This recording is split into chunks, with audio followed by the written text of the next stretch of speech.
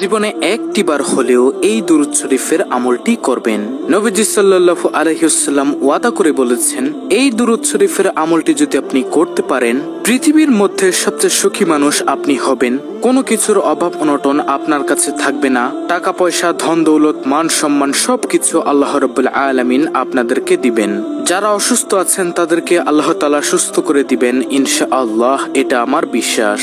এবং পৃথিবীর মধ্যে আল্লাহ তাআলা আপনাকে সম্মানিত করে দিবেন। এবং এই পৃথিবী থেকে যখন আপনি চলে যাবেন, তখন কবরের মধ্যে যখন যাওয়ার পর নবীজি সাল্লাল্লাহু আলাইহি ওয়াসাল্লামকে দেখে জিজ্ঞাসা করা হবে যে এই ব্যক্তি কে, তখন নবীজিকে আপনি কবরের মধ্যে দেখে চিনতে পারবেন ইনশাআল্লাহ এই দুরূদ পাঠের আমলের মাধ্যমে। কারণ প্রকৃত মুমিন কখনো নবীজি সাল্লাল্লাহু আলাইহি ওয়াসাল্লামকে চিনতে ভুল করবেন না। আল্লাহু আকবার। কবরটা হবে খুবই ভয়ঙ্কর। নবীজিকে যদি আপনি না চিনেন তাহলে আপনার স্থান হবে জাহান্নাম। আর আপনি এই দুরূদ শরীফের আমলটা যদি করতে পারেন, তাহলে অবশ্যই নবীজিকে কবরের মধ্যে দেখে চিনতে পারবেন এবং বলতে পারবেন, ইনিই হচ্ছে আমার নবী, বিশ্ব নবী, আখিরি নবী হযরত মুহাম্মদ সাল্লাল্লাহু আলাইহি ওয়াসাল্লাম। হ্যাঁ প্রিয় দর্শক, এত পাওয়ারফুল এই শ্রেষ্ঠ দুরূদ শরীফটি। তাই আমি আপনাদেরকে এই শ্রেষ্ঠ দুরূদ শরীফের আমলটা সম্পর্কে বলে দিব ইনশাআল্লাহ। কবরের মধ্যে আপনাদের কোনো ভয় থাকবে না। এবং যেই হাসরের ময়দানে মানুষ হাহাকার চিৎকার করবে, এই হাসরের ময়দানেও আপনাদের কোনো ভয় থাকবে না। এবং হাসরের ময়দানে আল্লাহ রাব্বুল আলামিন আপনার হিসাবটা একেবারে সহজভাবে নিবেন, যদি আপনি এই দুরূদ শরীফটা পাঠ করতে পারেন, দুরূদ শরীফের আমল করতে পারেন। কিন্তু প্রিয় দর্শক, এখানে একটি শর্ত হলো, শুধু দুরূদ শরীফ পাঠ করলেই হবে না, পাশাপাশি আপনাকে নবীজির সুন্নত এবং আল্লাহর ফরজ বিধানগুলো পালন করতে হবে। দেখা গেল যে আপনি নামাজ পড়লেন না, রোজা রাখলেন না, হালাল হারাম বিবেচনা করলেন না, শুধু দুরূদ পাঠ করলেন, তাহলে কিন্তু হবে না। হাসরের ময়দানে আল্লাহ রাব্বুল আলামিন আপনাকে ডাক দিয়ে আনার পর আপনার চেহারার দিকে তাকাবে এবং আপনার আমলনামার দিকে তাকাবে। তাকিয়ে আল্লাহ রাব্বুল আলামিন বলবে, যাও বান্দা, আমি তোমাকে ক্ষমা করে দিলাম। সুবহানাল্লাহ। তখন আর কোনো প্রশ্ন করবেন না। এই দুরূদ শরীফের উসিলায় আপনি বিনা হিসেবে হাসতে হাসতে জান্নাতের মধ্যে প্রবেশ করতে পারবেন ইনশাআল্লাহ, যদি আল্লাহ তাআলা দয়া করেন। তাই আমি আপনাদেরকে বলবো, অনুরোধ করে বলবো, অবশ্যই দুরূদ শরীফের আমলটা করবেন। যে কোনো দুরূদ শরীফ পড়লেই তো লাভ, কিন্তু এই দুরূদ শরীফটা পড়লেই স্পেশাল লাভ। এটাই দুনিয়ার মধ্যেও আল্লাহ আপনাদেরকে সুখে রাখবে, সম্মানিত করে দিবে। যে সম্মানের জন্য সবাই পাগল, যে সুখের জন্য সবাই পাগল, কিন্তু সবাই জানে না যে নবীজির দুরূদের মধ্যে যে সুখ আছে। একবার নবীজি সাল্লাল্লাহু আলাইহি ওয়াসাল্লাম ওয়াদা করে বলেছেন, এই দুরূদ শরীফটা যদি আপনি একবার পড়বেন, আর সঙ্গে সঙ্গে নবীজির রওজা পাকে ফেরেশতারা আপনার নাম, আপনার বাবার নাম, আপনার ঠিকানা সহকারে নবীজির রওজা মোবারকে পৌঁছে দিবে। এবং সঙ্গে সঙ্গে আপনার মর্যাদা আল্লাহ তাআলা 10 গুণ বৃদ্ধি করে দিবেন। এবং সঙ্গে সঙ্গে 10টি রহমত আপনার উপর নাজিল হবে এবং 10টি গুনাহ আপনার ক্ষমা হয়ে যাবে এবং 10টি নেকি আল্লাহ তাআলা আপনার আমলনামার মধ্যে দিয়ে দিবেন।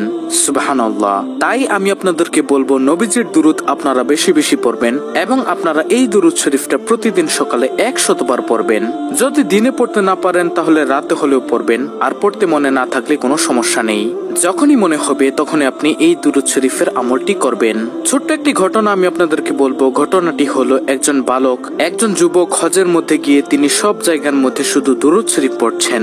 বড় একজন আলেম হযরত নুমান শিবলি রাহমাতুল্লাহি আলাইহি তিনি বলেন, হে বালক, তুমি সব জায়গার মধ্যে শুধু দুরূদ শরীফ পড়ছো, হজের মধ্যে তো অন্যান্য দোয়াগুলো আছে, তুমি কি সে দোয়াগুলো পারো না? সে বালক বলল, হুজুর আমি সব দোয়া পারি, তারপরও আমি দুরূদ শরীফ পড়ি। হুজুর বলল, কেন বালক, আমাকে বলো। তখন সেই বালকটি বলল, হুজুর আপনি তো জামানার সবচেয়ে বড় আলেম এবং ভালো লোক, এজন্যই আপনার কাছেই বলছি। আমি দুরূদ শরীফের মধ্যে যে পাওয়ার, যে শক্তি দেখেছি, অন্য কোনো কিছুর মধ্যে আমি এত শক্তি, এত পাওয়ার দেখিনি।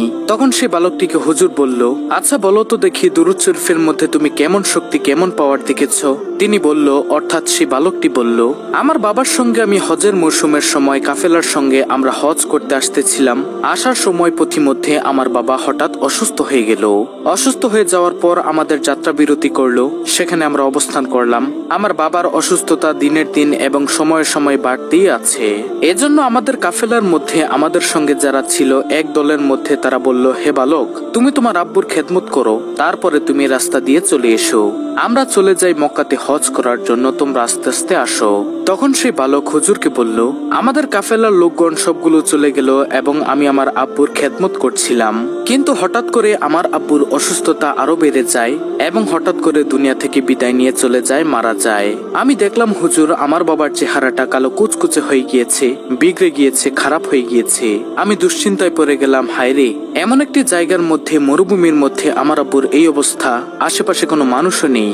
যদি কোনো মানুষ দূর থেকে এসে দেখে আমার আব্বুকে এইভাবে খারাপ চেহারা হয়ে গিয়েছে, বিকৃত চেহারা হয়ে গিয়েছে, কালো হয়ে গিয়েছে, বিগড়ে গিয়েছে চেহারাটা, তখন মানুষ কি মনে করবে? তখন তিনি অর্থাৎ বালকটি কান্না করতে করতে বাবার চেহারার মধ্যে কাপড়টা দিয়ে ঘুরে কান্না করতে করতে সেই জায়গার মধ্যেই মনের অজান্তে ঘুমিয়ে গেছে।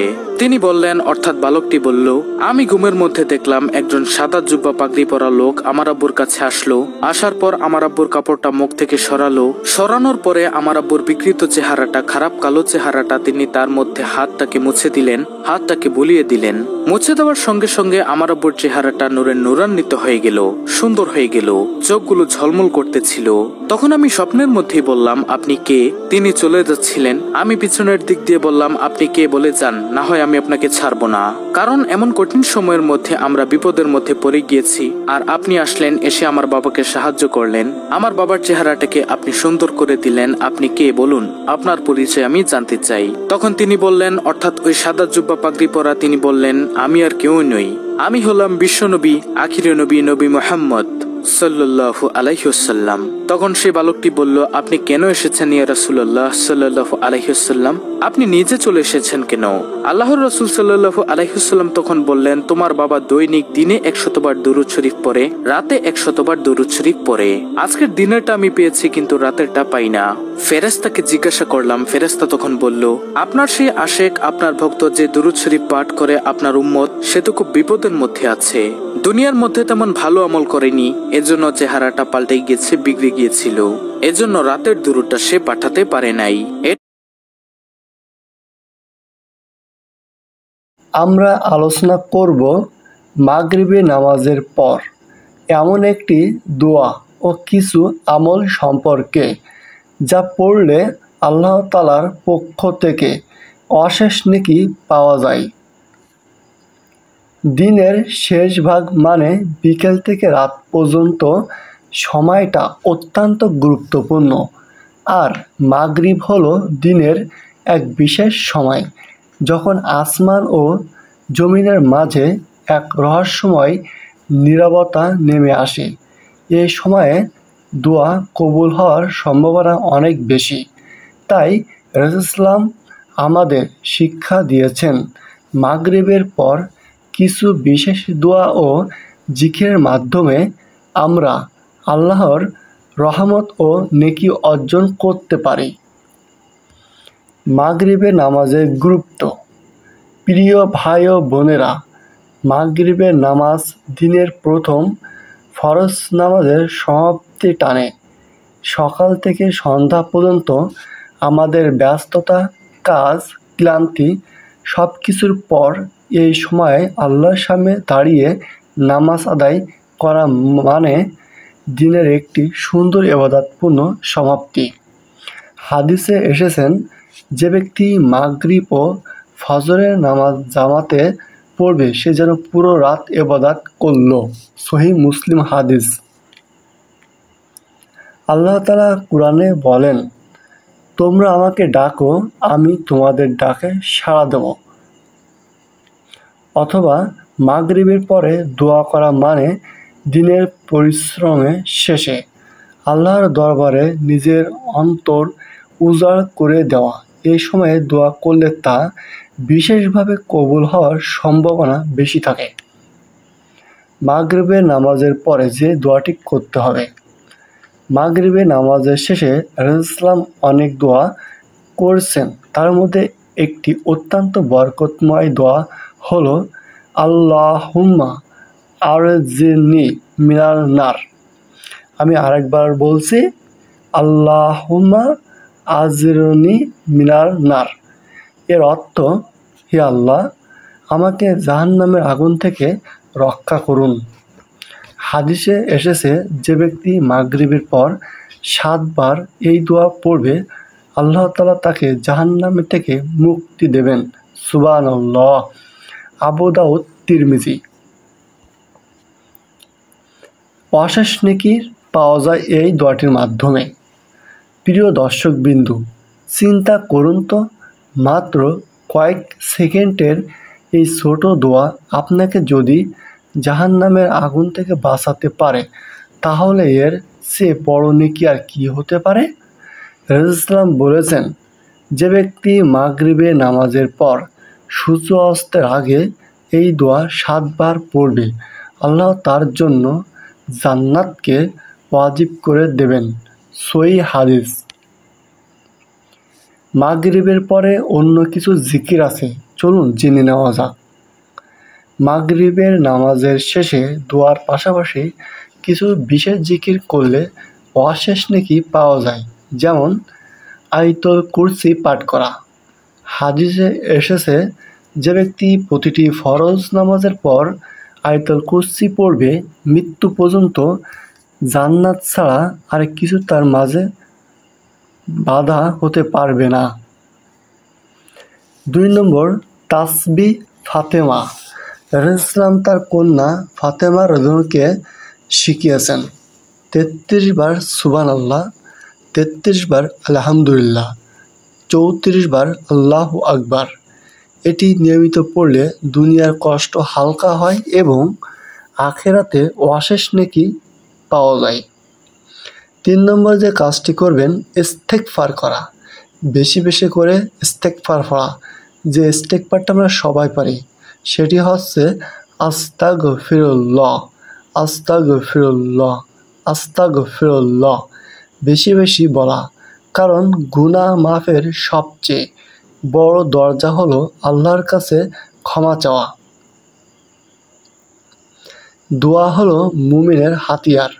দোয়া করলে মনের ভেতর প্রশান্তি আসে, দিনের ক্লান্তি দূর হয়। আল্লাহর জিকির করলে শয়তানের ফিসফিসান থেকে দূরে সরে যায়। আর সবচেয়ে বড় কথা, আল্লাহ তাআলা দোয়া মাধ্যমে বান্দার প্রতি রহমত নাজিল করেন।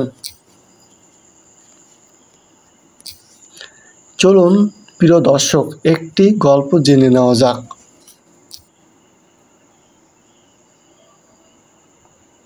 একজন সাহাবী রাসূলুল্লাহ এর কাছে, যিনি প্রতিদিন মাগরিবের পর এই দোয়া পড়তে ভুলতেন না।